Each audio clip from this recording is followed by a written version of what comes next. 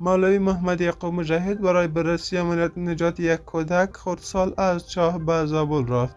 سلام، خوش آمدید به اخبار امروزی ما.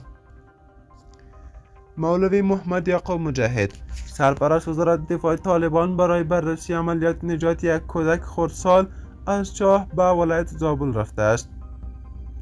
آژانس خبری باختر گزارش داده که عبدالباری عمر، سرپرست وزارت صحت عامه، نیز در این سفر با سرپرست وزارت دفاع طالبان همراه است و برای بررسی عملیات به محل رویداد رفتند. با تازگی یک کودک 6 ساله به نام حیدر در ولایت زابل در داخل چاهی افتاده است.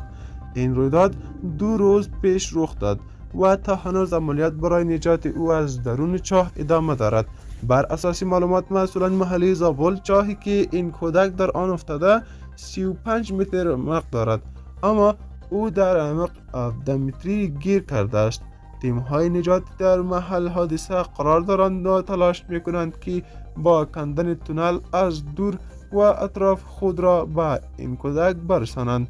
مسئولان گفتند که وضعیت صحی این کودک فعلا خوب است و اکسیژن و مواد خوراکی برایش فراهم شده است.